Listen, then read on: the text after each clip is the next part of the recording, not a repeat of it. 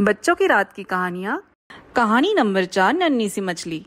बहुत पहले कोलकाता की हुगली नदी में नीमी नाम की एक नन्ही सी मछली रहती थी। वह प्राय कोलकाता के बाबू घाट के आसपास ही तैरा करती थी। उसके पास किसी भी चीज की कमी नहीं थी।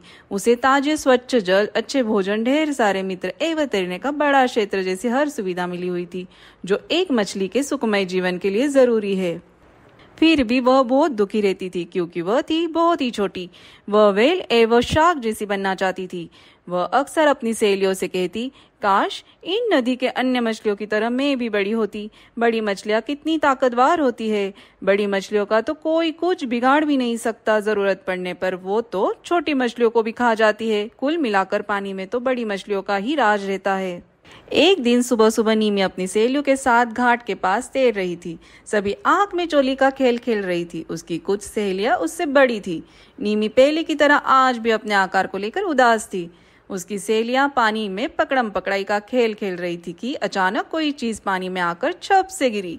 सारी मछलियां चौंकी कि आखिर ये क्या था। खेल का मजा भी किरकिरा हो गया। उसके बाद रस्से जैसी चीज उनके ऊपर फैल गई। एक मछली ने चिल्लाकर कहा, ओह ये तो जाल है, जल्दी भागो। मगर अब तो देर हो चुकी थी।